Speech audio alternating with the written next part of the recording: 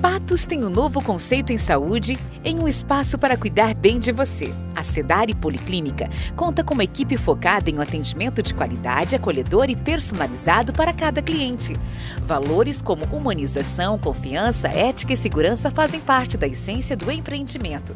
Com uma ampla e confortável estrutura, a Sedare dispõe dos serviços de consultas médicas e psicológicas em diversas especialidades, com profissionais de referência. Nessa missão de cuidar das pessoas, a médica Micaela Mota é uma das profissionais que atuam na Policlínica Sedare com atendimento psiquiátrico e cuidados com a saúde da mente. Especialista em psiquiatria, doutora Micaela atua há 7 anos no diagnóstico e tratamento de depressão, ansiedade, distúrbios e transtornos que afetam o bem-estar. Na área infantil, a profissional atende crianças com dificuldades cognitivas e autismo e auxilia no tratamento correto e precoce dos pequenos junto às famílias. Sedare Policlínica, aqui o plano é cuidar bem de você.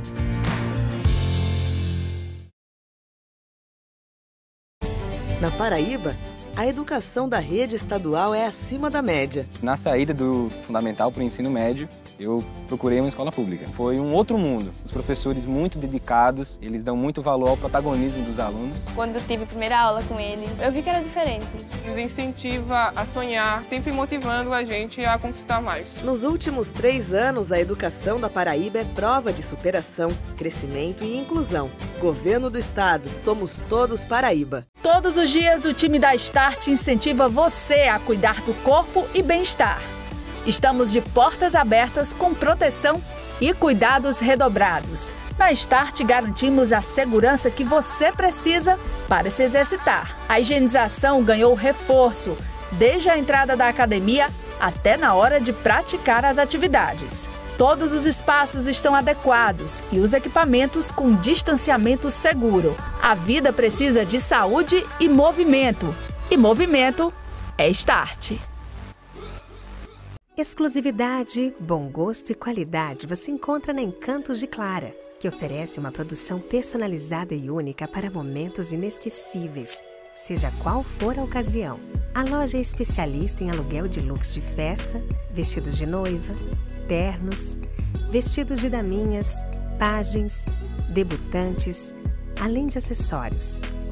A criação do vestido de noiva, o grande anfitrião de sonhos e realizações, também é feita sob medida e a peça confeccionada com detalhes que encantam pela tradição, modernidade e alta costura.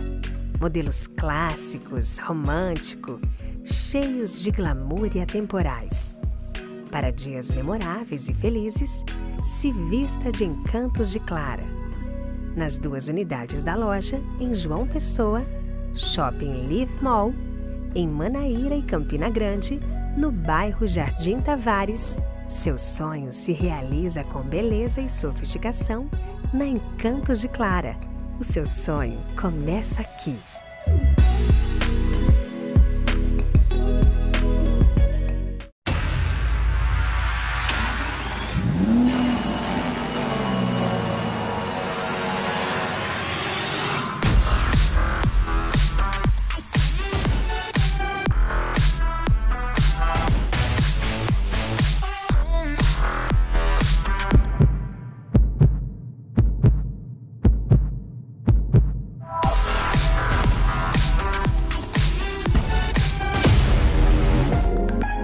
Tá difícil estacionar no centro de Patos, não é mesmo? A Prefeitura, junto à ST Trans, buscaram a solução. Risopark.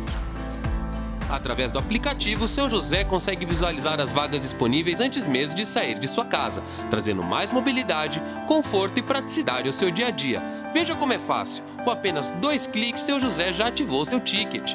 Seu José e Dona Marina já estão aproveitando todas as vantagens do app Risopark. E você, já baixou o app?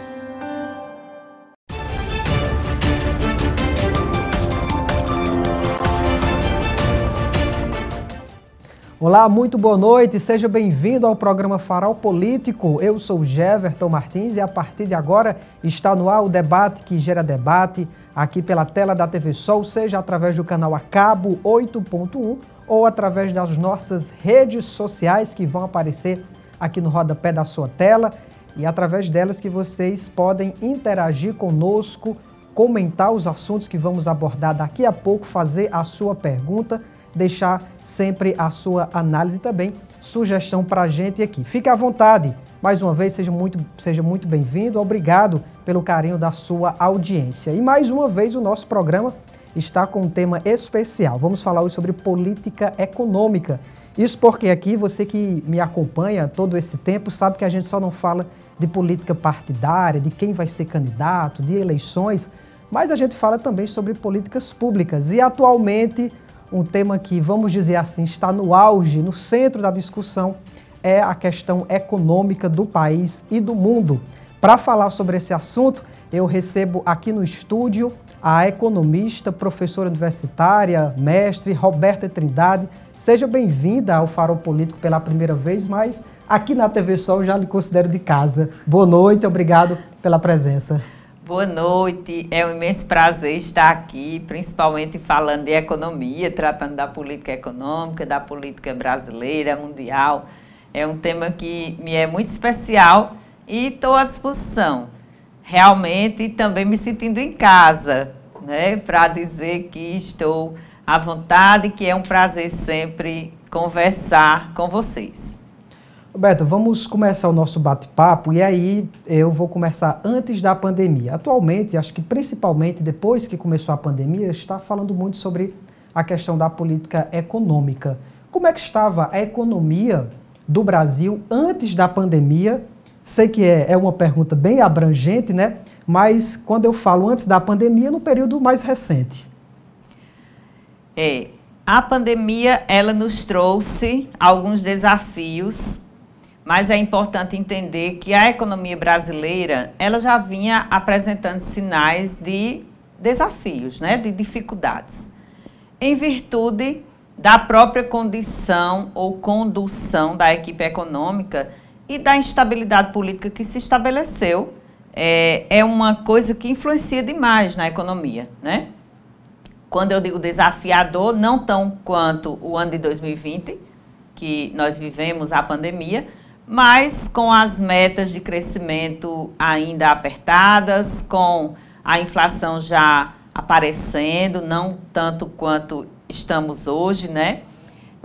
O desemprego do Brasil, ele é estrutural, a gente precisa entender que de tempos em tempos ele vai se aumentando e nós não arranjamos alternativas para resolvê-lo. Então, isso tudo chama muito a exigência de uma equipe econômica que seja resolvedora de problemas macroeconômicos.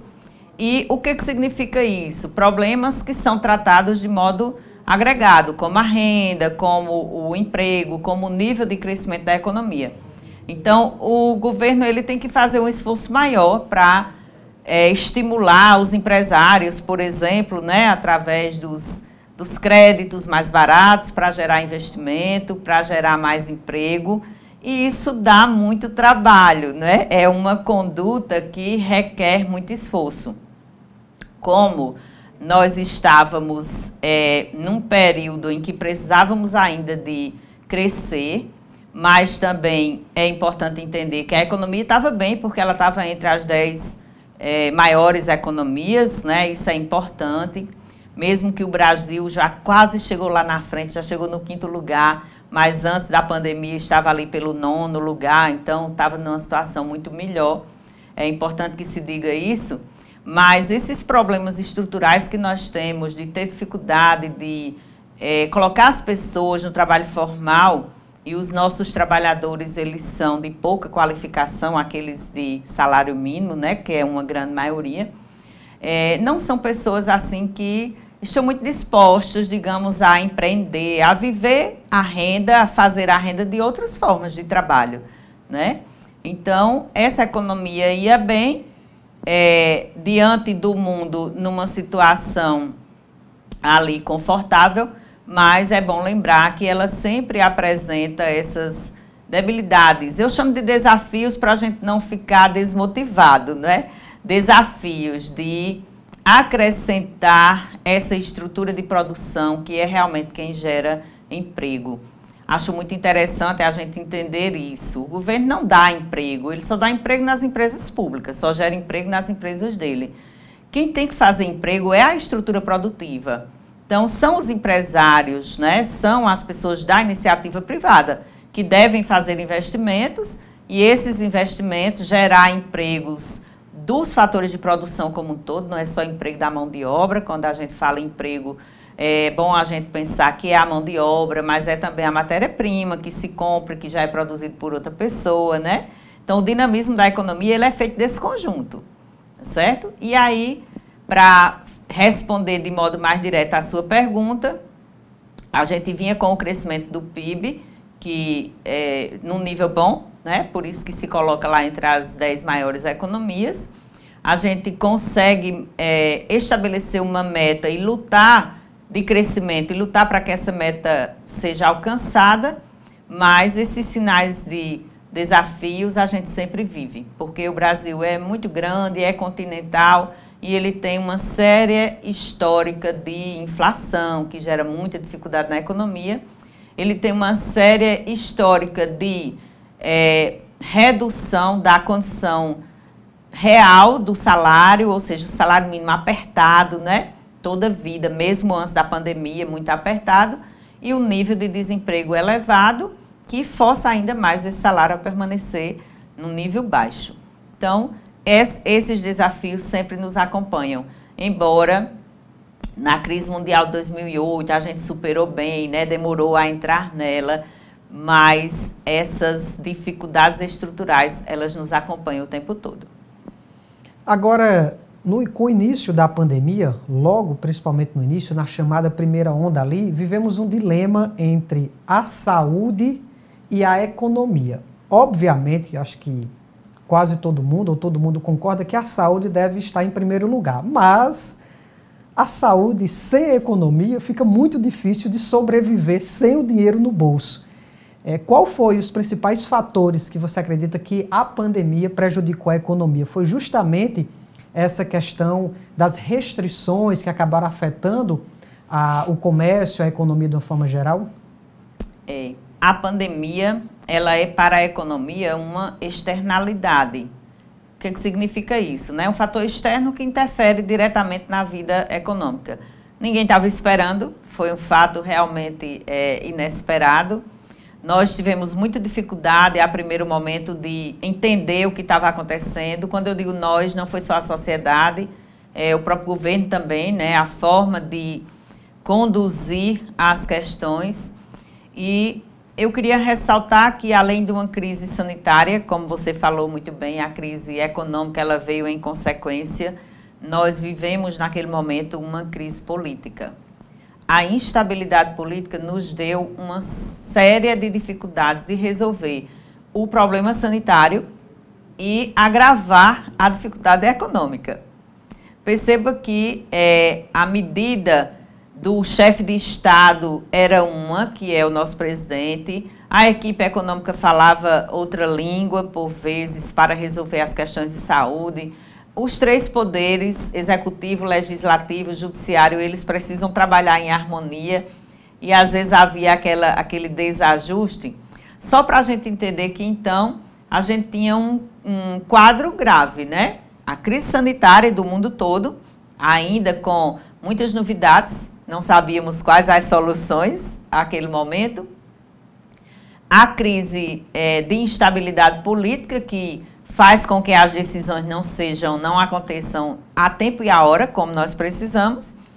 E a crise econômica, que naturalmente, se você precisa fechar alguns negócios, né? Se você precisa fechar, que eu digo ali temporariamente, não ter o dinamismo da atividade, porque as pessoas precisavam ficar em casa, precisavam ficar isoladas, não podiam ir ao trabalho como antes, o tempo todo. Então, naturalmente, o nosso dinamismo econômico ele foi impactado por isso. Se você imagina um comércio de portas fechadas que conseguiu rapidamente se reinventar com o delivery, imagine a indústria, né, que precisa ali produzir e que não tem como fazer diferente. Nem todo trabalho da indústria pode ser feito de casa, de home office, como o setor de serviço, por exemplo, conseguiu se superar bem, sem maiores problemas, né? Eu sou da educação e o Unifip, dentro de 15 dias, conseguiu entregar todas as suas aulas em casa sem dificuldades. Aliás, sem dificuldades não, sem causar danos, né? Mas só para dar exemplo, a indústria, ela sofreu muito. Ela não conseguia produzir e entregar seus produtos e isso gera a famosa escassez na economia. Ou seja, o preço já começa a subir só por isso, só porque a demanda ela continuou existindo, mas a oferta, que é a entrega do produto, ela não acontecia na mesma proporção. Então, automaticamente, nós tivemos uma grande dificuldade econômica por isso, e daí, trabalhadores em casa, faturamentos reduzidos, as empresas ou teriam o auxílio do governo, que realmente aconteceu, para as pequenas empresas, ou elas teriam que desempregar, não tinha outra forma, né? Aderiram ao auxílio para manter os níveis de emprego, que era aquela história de trabalhar um expediente, o empresário pagava uma parte, o governo pagava outra.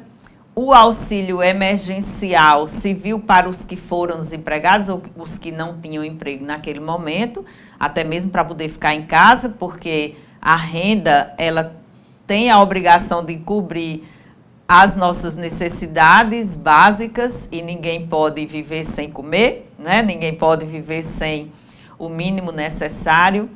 E aí nós estabelecemos essa crise econômica sem precedentes mesmo, né? E a dificuldade de resolver os problemas de saúde também, porque o nosso mundo, ele não produzia, aí o mundo mesmo, não produzia na quantidade que a gente precisava, máscara, luvas, equipamentos, EPIs, né, para o pessoal da saúde. Quando é que a gente esperava que a produção precisasse ser amplamente aumentada para a gente poder suprir uma necessidade que não existia, não estava planejada, não estava nos cenários, né? Ninguém nunca pensou, eu acho, em viver um momento tão drástico, tão desafiador como esse.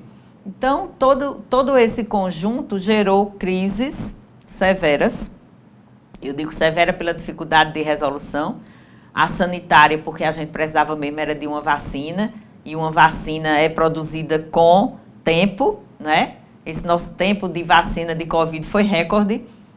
E, enfim, minha gente, ter que equipar hospitais, ter que aumentar o número de UTIs, ter que ter médico para fazer isso tudo, enfermeiros e outros profissionais como fisioterapeutas que foram essenciais para isso. Geralmente, numa externalidade, a gente não consegue imediatamente sanar as dificuldades. É preciso ir estudando, inventando, né? Resolvendo uma coisa e piorando outra. A economia tem muito disso. Você resolve um setor, você afeta o outro. Enfim, só para a gente entender, a escassez ela foi se formando aí, naturalmente. E a regra normal da economia se o produto está escasso, o preço vai subindo. Se o preço vai subindo, a gente tem que ter mais renda. Se a gente não tem essa renda, ou mesmo que tenha, de todo jeito, a gente vai ficando com o poder aquisitivo menor. E hoje estamos com a inflação. Né? Eu digo aos meus alunos que é um joguinho de dominó. Você bota o dominózinho aqui, se você bater numa pedra, ele vai caindo lá, né? Se tiver tudo bem planejado, tudo bem articulado, como é que acontece? Todas as pedrinhas caem no chão. Mas se uma estiver fora do prumo, ó, você quebrou a regra ali, não foi? Quebrou o jogo ali. E a gente tem muita quebra de jogo, não é? Políticas que não se conectam, por exemplo, nesse sentido figurado que eu estou falando é isso. A gente faz uma política que não desencadeia a outra ação em sequência e no final da história a gente tem dificuldades mesmo. Pois bem, a gente vai continuar nesse assunto aqui sobre os valores dos produtos, o aumento desses valores, mas deixa eu pedir aqui ajuda aos universitários, deixa eu chamar aqui para a nossa conversa o acadêmico em Relações Internacionais e Ciência Política, Herbert Henrique, que vai explicar para a gente que esse aumento dos produtos, ele não só foi uma exclusividade do Brasil, muito pelo contrário. Boa noite, Herbert. Qual foram os principais fatores do aumento desses produtos no mundo? Olá, Jefferson, muito obrigado. É um prazer enorme estar aqui com você. Boa noite também, Roberta, que está aí no estúdio, né? Boa noite também, telespectadores. Bom, já respondendo sua primeira pergunta, quais fatores podem explicar o nível dos preços? A gente tem 4 fatores que podem explicar esse aumento do nível dos preços em todo o mundo. O primeiro é os estímulos do governo, o que o governo fez durante essa pandemia. No caso, muitos governos adotaram empréstimos internacionais para evitar o endividamento internacional. Muitos também aumentaram a oferta de moeda no seu país como forma para combater um pouco o impacto da pandemia, como é o caso também da Argentina. A Argentina é um dos países aí que tomaram muitos empréstimos internacionais e tem muitas coisas aí que estão acontecendo lá na Argentina, presidente falando que não vai pagar esses empréstimos, que depois fala que vai pagar. Outro fator que podemos explicar é a mudança do comportamento do consumidor. Como assim, Herbert, a mudança no comportamento do consumidor? O consumidor, durante essa pandemia, mudou um pouco o seu comportamento por 2 efeitos. Quais efeitos? O efeito circunstância e o efeito precaução. O efeito circunstância é bem simples. Se tudo está fechado, não temos onde comprar. Então, vamos se precaver em comprar esses produtos. O efeito precaução é o seguinte: se você está com uma renda que não está fixa, você sabe que pode perder o emprego, muitas empresas estão fechando, você vai se precaver e não vai poder gastar muito, vai se poupar. O terceiro fato do aumento do nível dos preços pode ser o preço das commodities. Commodities é esses produtos como grãos, soja, arroz, gasolina, petróleo. Todos esses produtos são commodities. O aumento do nível dos preços dessas commodities. No caso também isso pode ser explicado pela valorização do dólar. Como por exemplo, vamos dar aqui um exemplo para você. No início de 2020, mais ou menos 2019, o dólar estava valendo mais ou menos R$4 aqui no Brasil. Então vamos dizer, se uma saca de arroz fosse R$10, uma saca de arroz valeria $10, essa saca de arroz aqui no Brasil valeria R$40. Com o aumento do nível dos preços, do aumento do nível do dólar aqui no Brasil, essa saca passa a custar R$55. Então, para os produtores é mais vantajoso ele exportar essa saca para outro país do que vendê-la internamente. O outro fator que pode explicar são as atitudes dos formuladores de economia política. O que esses formuladores fazem? Eles preferem aumentar a inflação para diminuir o desemprego no país. Então, são esses 4 fatores que podem explicar o aumento do nível dos preços no mundo. Aqui no Brasil, Roberta, a inflação é muito temida, né? Nós estamos sofrendo com essa questão da inflação. E o que você atribui o aumento da inflação aqui no país? Bom, vamos iniciar ou retornar a nossa conversa aí da pandemia, né? Eu estava falando da escassez. Essa escassez natural de produtos em virtude da redução da economia causada mesmo pelo primeiro momento da pandemia, que foi temeroso, as pessoas tinham medo, né? E a orientação sanitária era que a gente ficasse em casa. O que acontece? Essa escassez na economia, ela naturalmente provoca aumento de preço, certo? Você tem uma redução da produção, os produtos ficam escassos, então o preço vai subir, né? Exatamente isso também vai compondo os itens de inflação. Até aí nós não temos o culpado como o público, ou seja, a classe política, o governo. Até aí o governo não tem culpa. Essa é a condição natural, né? Agora, é importante entender que a inflação ela só acontece quando ela é em mais preços, é generalizada. Um produto subindo, às vezes a gente vê a agricultura, por conta da entre-safra, sobe um produto, outro. Isso não é inflação, é o ajuste natural do setor. Agora, se mais produtos, ou de forma generalizada, todos os preços estão subindo, que é o que acontece agora, nesse momento, isso aí é inflação, e em especial, aumentos constantes. Então, você não tem um aumento o ano passado, outro hoje, não, você tem aumentos constantes, eles vão aumentando a cada vez. Todos os meses você vai, por exemplo, no supermercado, já vai notando que o preço subiu, porque se você comprar a mesma lista, não dá para pagar com o mesmo dinheiro. Então, o povo sente a inflação no bolso mesmo, né? Isso reduz o poder de compra.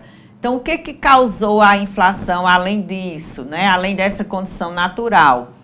Aí nós temos diversos fatores, a oferta reduzida, o consumo continuou, porque em casa realmente as pessoas se reinventaram, mas teve muita gente que deu mais atenção à cozinha, então fazia outra receita, trocava de... Enfim, o consumo mudou, mas o costume mudou, mas o consumo permaneceu.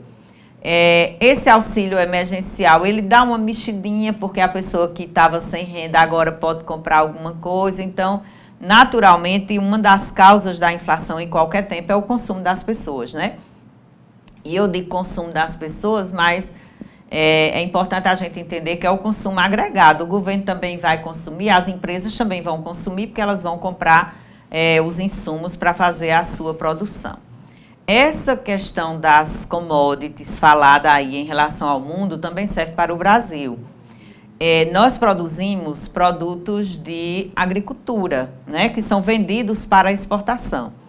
Se essa pauta de exportação é mantida, eu vou produzir soja e vou vender prioritariamente para exportação, o mercado interno vai ficar desabastecido. Então, mais uma vez, o preço vai subir em virtude dessa escassez promovida agora pela fuga, digamos assim, né, do nosso produto, que já é uma condição natural. Fazer exportação no Brasil, ou essas empresas agroindustriais de especulação são aquelas que produzem para a venda externa. É o que acontece hoje, por exemplo, com a carne bovina, né? Sim, muito bem. O mercado vai ficar, se você produz e está vendo chance de vender no exterior com um preço mais ajustado, porque o dólar está valorizado, o real desvalorizado, e tem essa oportunidade, claro que a prioridade vai ser a venda onde vai ganhar mais, onde vai lucrar mais. O mercado interno fica desabastecido, né? E a escassez vai promover o aumento dos preços. Tem algumas pessoas que defendem uma intervenção do governo nessa questão da exportação. É aconselhável, ficaria melhor se o governo, por exemplo, vou usar esse termo, não sei nem se é o correto, proibisse determinada quantidade de exportação para que os produtos ficassem mais aqui no país? Sim, nesse momento sim. Percebam que o que eu chamo de elemento da política macroeconômica é um desses aí. O governo, às vezes, ele tem que estimular a exportação.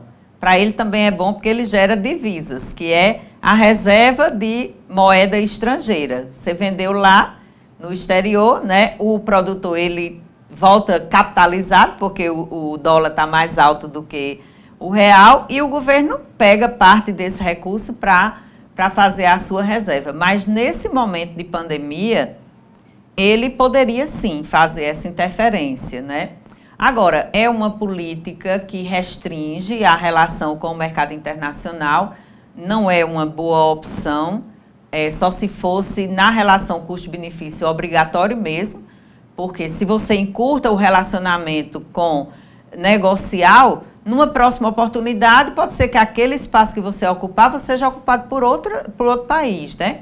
Então, não é salutar por isso.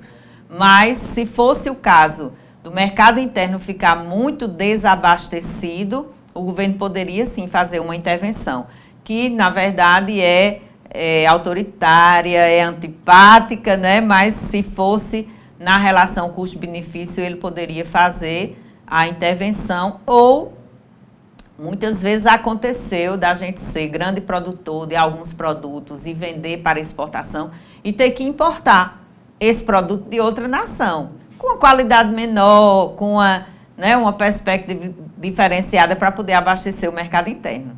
Compreende? Sim. Então, eu consigo manter a pauta de exportação, mas eu tenho que abastecer o meu mercado interno. Por vezes já aconteceu até feijão, da gente fazer uma importação de feijão de outra região. Não é fácil para o Brasil fazer isso, porque as nossas commodities, elas são prioritariamente um mercado, aliás, uma produção brasileira, que quem abastece a maioria dos mercados é o Brasil.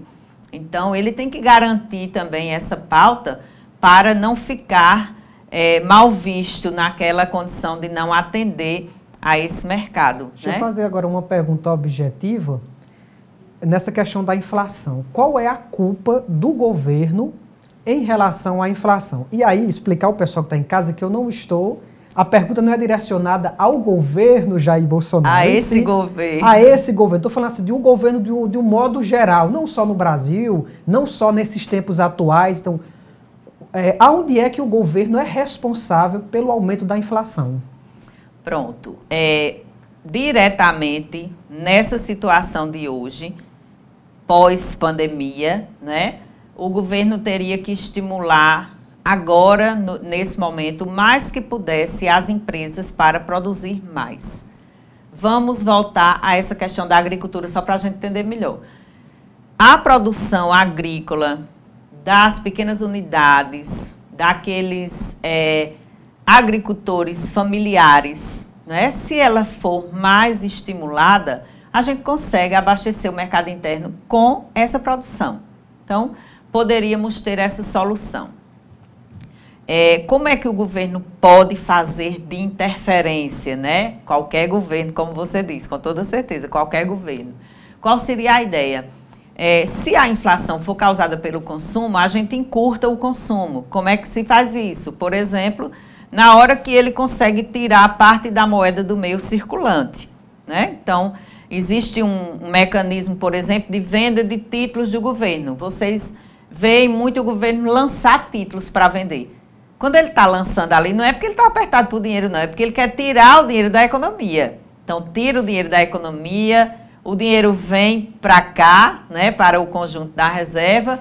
O governo pode programar o retorno dele, por isso que os títulos têm data para vencer, você recebe seu dinheiro de volta e com uma correção. Poderia ser estimulando melhor a poupança, enfim, só para a gente entender, a culpa do governo é não definir medidas alternativas para resolver problemas pontuais, né, e temporários. Porque o maior erro dessa política, qualquer que seja ela, ou a de tributação, ou a de ampliar empregos, ou a de baixar juros de empréstimos, ela tem que ser pensada, redução de impostos como o IPI, que a sociedade viu acontecer, ela tem que ser temporária. Que você vai resolver um problema agora, mas pode causar um outro problema como consequência, né? Essa redução do IPI é muito fácil da gente entender. Melhorou e o objetivo era esse, não desempregar na indústria de carros novos, na montadora de veículos, né? De automóveis novos. Mas na medida que você estimula a produção de automóveis novos, ele fica mais abundante, o preço fica mais barato, o crédito vai direcionado para isso. Quem vende automóveis usados fica numa situação difícil. Então, não pode ser uma medida geral. Tem que ser medidas alternativas, resolvedoras de problemas pontuais. Economia não é fácil, porque uma medida vai gerando outra. Quando você aumenta o salário mínimo, automaticamente todo mundo nota um comportamento diferenciado na economia. O empresário... Logo tudo aumenta. Tudo. E o empresário sente para pagar esse aumento de salário. Por isso que, às vezes, ele mesmo transfere isso para o preço. E o preço aumenta também por isso. Percebem que não é só a atuação do governo, né? O conjunto da sociedade também promove, colabora, né, para que essa inflação aconteça. E aí o governo é que tem que ter rédeas para conter. Aí sim, ele pode fazer interferências, tem que fazer. Se demora a fazer, quando olha, a inflação já está muito grande, né? E agora mesmo o governo não está conseguindo segurar, porque a meta de inflação era 4,5, passou para 5,5, ele vai ajustando. Mas nós estamos já com a média o acúmulo nos 12 meses de 10,7%, ou seja, quase que dobramos aquilo que o governo tinha pensado em relação à inflação, né? Por ajustes, por necessidade do próprio mercado, mas ele já tinha que ter enviado algumas políticas, algumas alternativas que fossem mais austeras para que alguns elementos pudessem ser contidos, né? Não está conseguindo realmente, primeiro porque é um conjunto muito grande de causas que o nosso colega já explicou, especialmente porque energia, combustíveis que não consegue segurar por conta da pressão externa mesmo, o barril de petróleo é cotado com preço em dólar e o nosso real está desvalorizado frente ao dólar, então a gente sente muito essa desvalorização, não está conseguindo, e combustíveis e energia são preços que interferem em outros preços, né? Todo o preço do comércio vem por frete, o combustível está em todo canto, está nas máquinas, está na geração de energia também, ou seja, é um momento desafiador.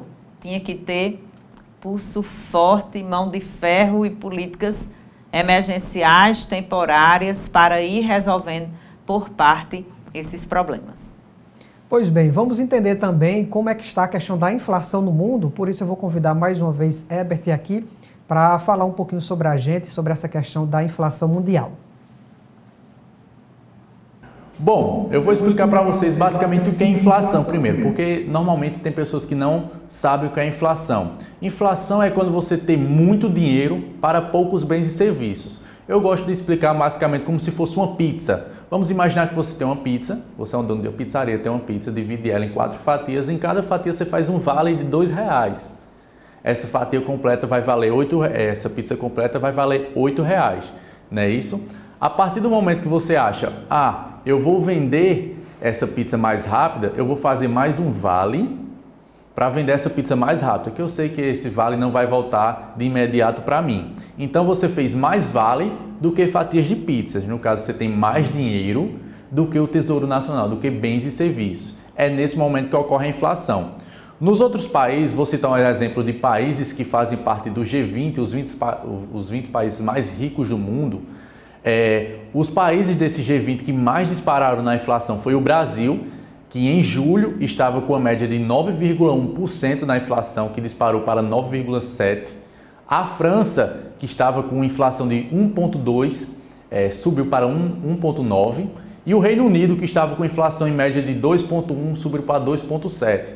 Outros países que baixaram na inflação durante essa pandemia foram, por exemplo, Estados Unidos, China, Índia e Japão. O Japão é um exemplo muito citado por conta que a inflação de lá é menos 0,8% e agora está menos 0,9%.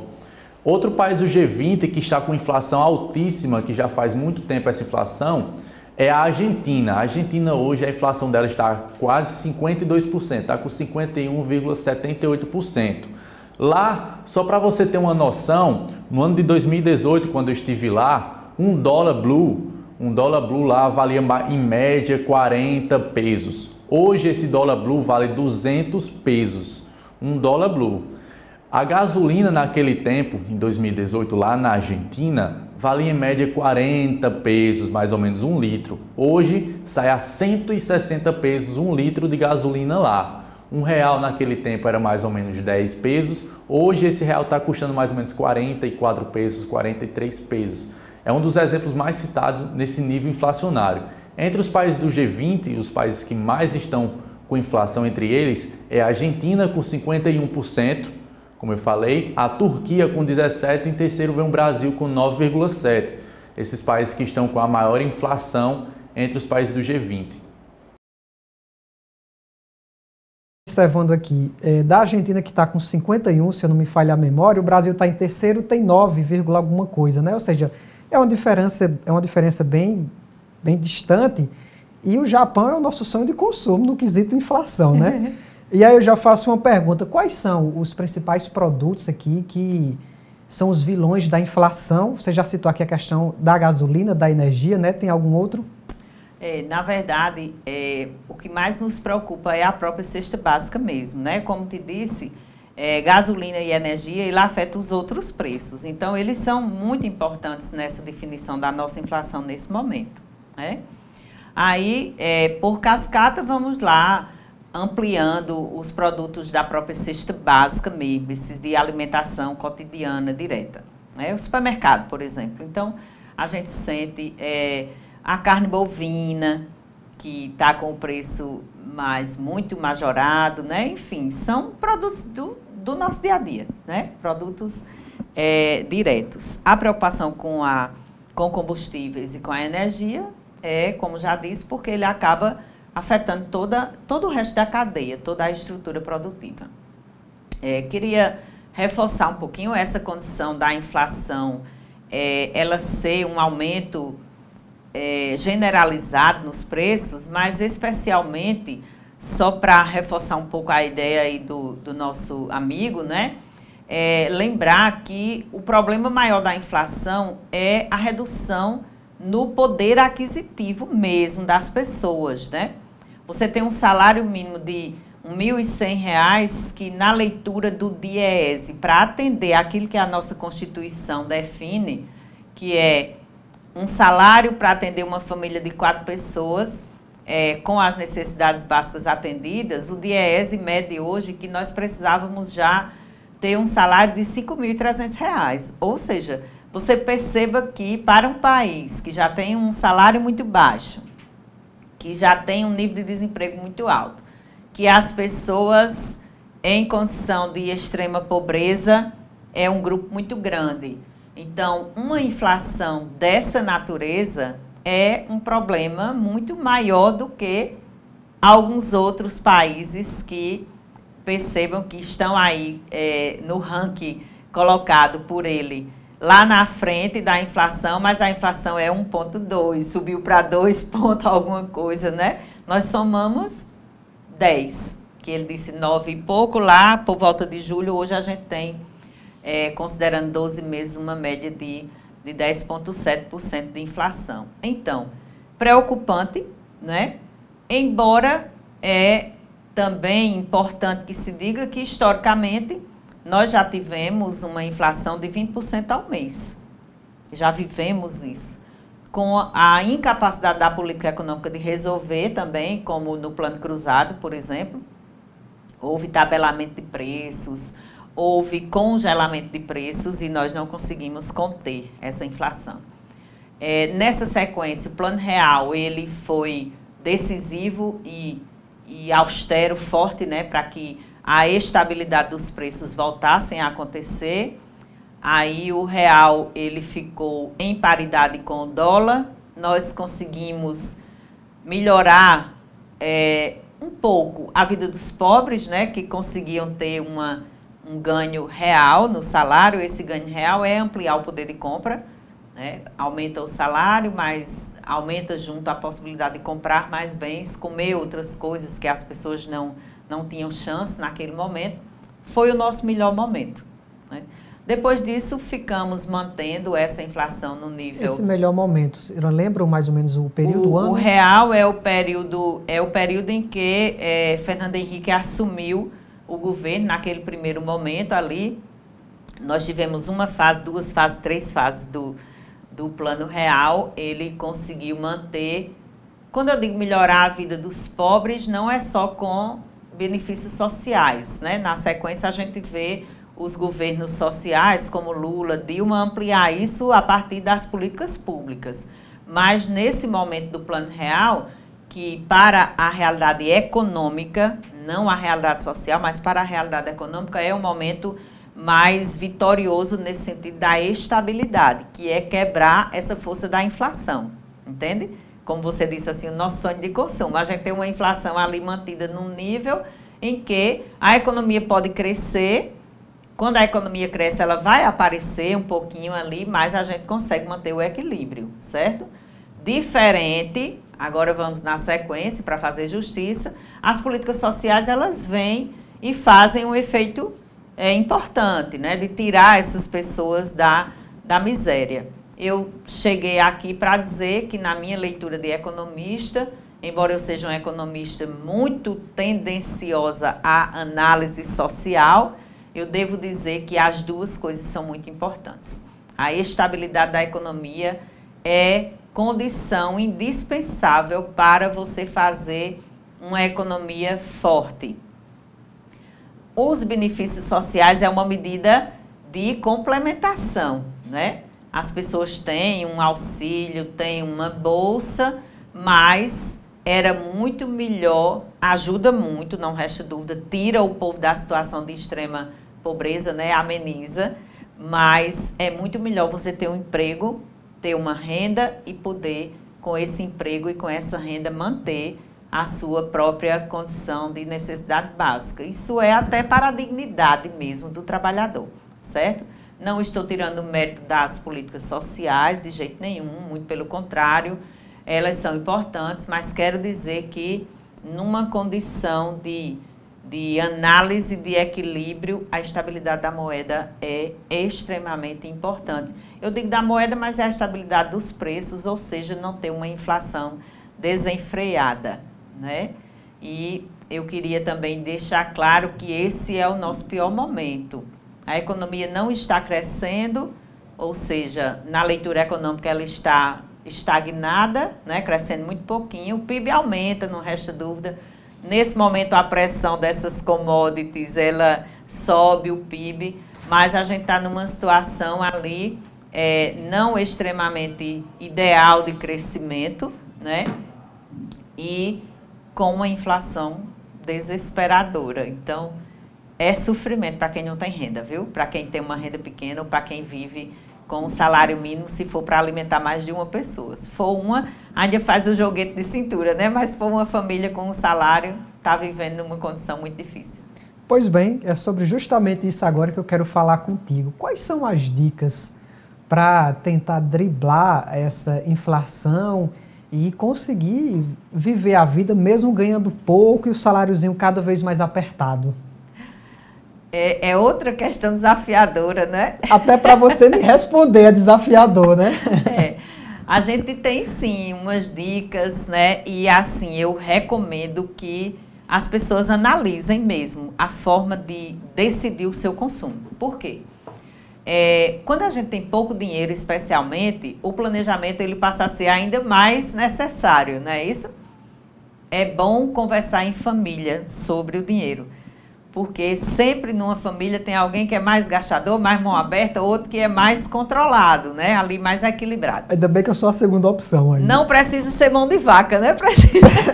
Precisa só ser equilibrado. O que é que acontece, gente? Conversar com todo mundo, né? Fazer um planejamento para definir prioridades. Família tem que ser uma empresa. Família tem que pensar em conjunto, como a empresa precisa pensar em conjunto, porque os comportamentos são diferentes, as atitudes são diferenciadas.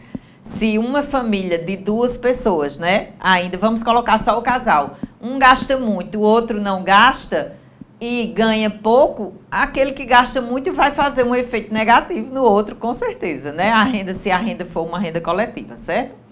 Mas, assim, de modo prático, o que todo mundo precisa fazer, independente de ter pouco dinheiro, de ter muito dinheiro, é economizar energia. A gente economiza energia para ajudar também ao meio ambiente. Teve um momento em que o governo definiu que a gente precisava fazer uma redução nos nossos níveis de energia. E as pessoas faziam, até orientados mesmo pelo governo, diversas alternativas. Por exemplo, desligavam a geladeira à noite, né, para reduzir.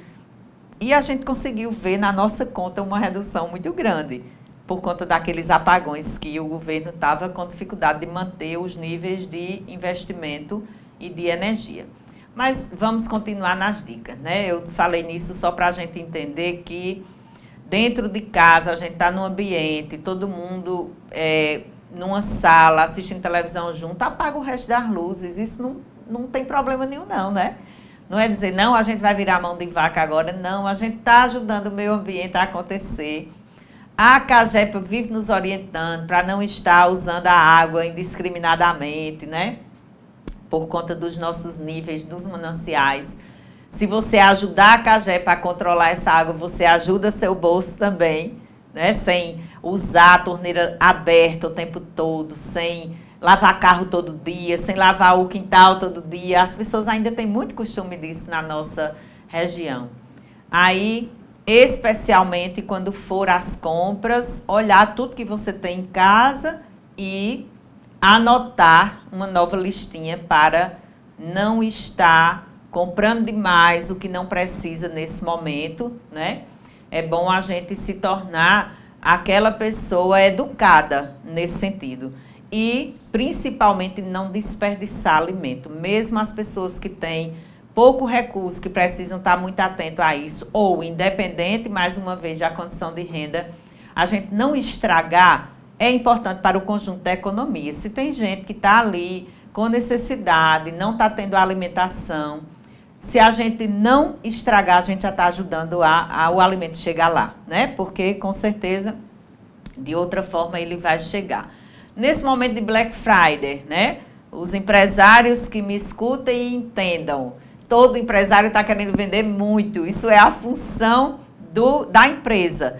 Mas eu que estou do lado do consumo, eu preciso entender que é um momento para eu comprar aquilo que eu tanto esperava, tanto queria, num preço mais em conta, né? Num preço mais justo, num preço com desconto. Só que se eu for comprar 2 de cada coisa que eu estou querendo, eu já não vou economizar, né?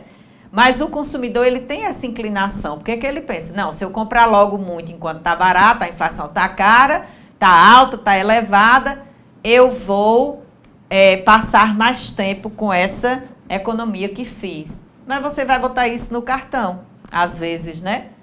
E se não pagar a tarifa do cartão em dia, a parcela do cartão em dia, desculpem, é mesmo o cartão todo, né? Se a gente não pagar a fatura do cartão, a gente vai ter uma tarifa adicional caríssima. E se você precisar parcelar isso, meu Deus, os juros elevados, porque todo juro que é imediato, já está pronto ali na sua mão, ele é muito caro. Como o uso do cartão, o uso do cheque especial, né? É elevado porque está pronto ali. Todo crédito fácil é muito caro. Então, é outra coisa que a gente tem que ter muito cuidado, comprar o mínimo possível para não viver com altas incidências de parcela de 10, né? Eu compro um produto, divido em 10, eu compro outro produto, divido em 10, outro produto, divido em 10. Daqui a pouco eu tenho tirado a minha condição de manter aquilo que é mais essencial, a alimentação, não é isso? Porque fica com o limite da renda comprometido, entende? Então, correto mesmo era a gente planejar, era a gente priorizar aquelas necessidades que são fixas de todo dia, que eu não posso deixar de pagar. Quem paga aluguel não pode deixar de pagar aluguel.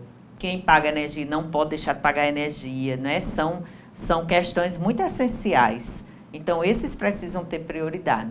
E aí eu priorizo o resto das coisas, né? Se eu quiser fazer uma viagem, eu tenho que ir todo mês guardando um pouquinho até chegar lá na condição de alcançar isso.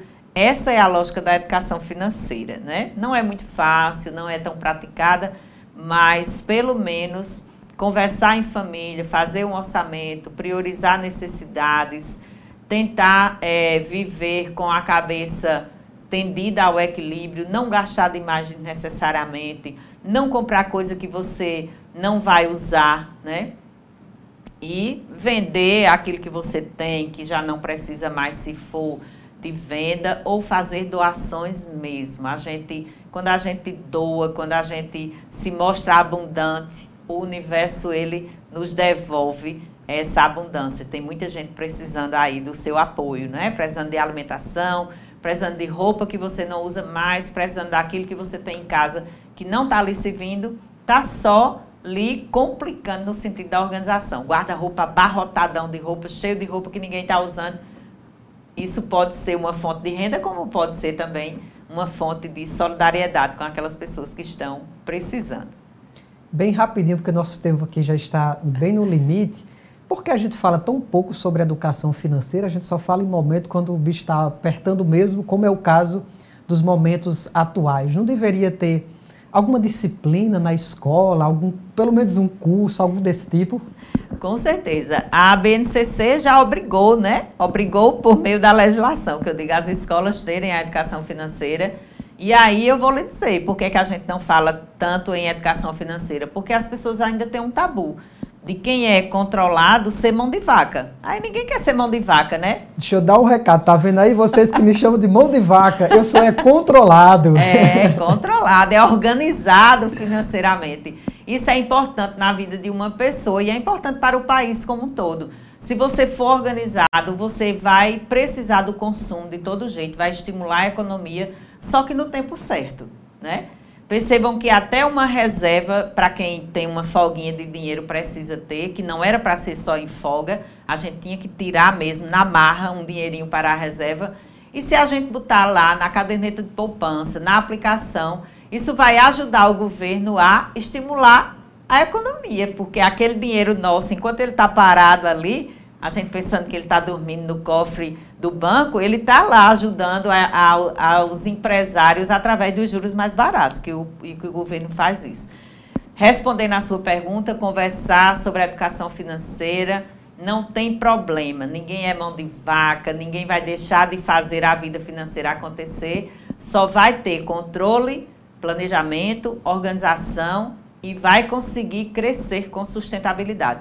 As pessoas que são mais controladas, organizadas no uso do seu dinheiro, têm alguma coisa na vida, no futuro, né? Também não precisa viver de futuro, não. É viver o presente pensando na condição sustentável. Eu tenho que me organizar para, no meu futuro, quando eu deixar de trabalhar, eu poder ter uma vida mais tranquila, sem viver com as mãos na cabeça ou sem dormir direito, que é isso que o gasto excessivo faz, né? Aí, minha gente, já vale muito a pena a pessoa poder dormir com a cabeça aquietada no travesseiro, porque não tem grandes dívidas. Infelizmente, é outra estatística muito triste do Brasil, 67% das famílias endividadas porque não sabem se controlar na hora da compra. E o cartão de crédito dá muito fogo. Ele é muito bom para ajudar a gente a fazer o crédito mais fácil, mas quem não sabe se controlar, é como a música dizia, dinheiro na mão é vendaval. Um cartão de crédito é um dinheiro que a gente não tem, às vezes também funciona de modo errado. Ah, bacana demais esse bate-papo, nem parece que já faz 1 hora que nós estamos aqui conversando, por mim eu passava o resto da noite. Professora Roberta, muito obrigado pela sua participação, gostei demais das dicas, dos esclarecimentos. Fique à vontade aí para se despedir do nosso público e se quiser também deixar as redes sociais para o pessoal lhe acompanhar, fique à vontade. Ah, muito bem. Eu gosto muito de trabalhar sobre tudo isso que eu estou falando aqui, especialmente no Instagram, @Prof. Roberta Trindade, também no Facebook, Roberta Trindade.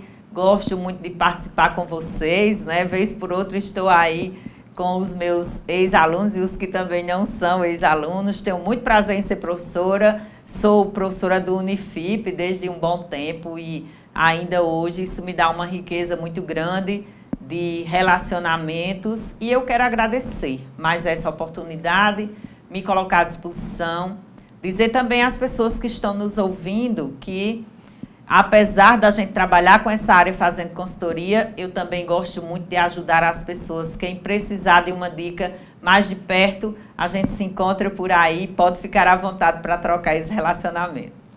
Tá, e é isso, o programa Farol Político vai ficando por aqui e nossa meta alcançada, né? Acima de tudo aqui, como eu disse lá no início do programa, além da gente falar sobre eleições, quem vai ser candidato, o partido tal fez isso, deixou de fazer aquilo, a gente tem uma missão também de educar, de orientar as pessoas sobre políticas públicas, que de fato é o que mais nos interessa, porque é o que afeta o nosso dia a dia. Mas sem me estender mais, quero agradecer a você de casa pelo seu carinho da audiência, pela interação através das redes sociais. A gente volta na próxima semana em mais uma edição do programa Farol Político. Boa noite a todos e até lá!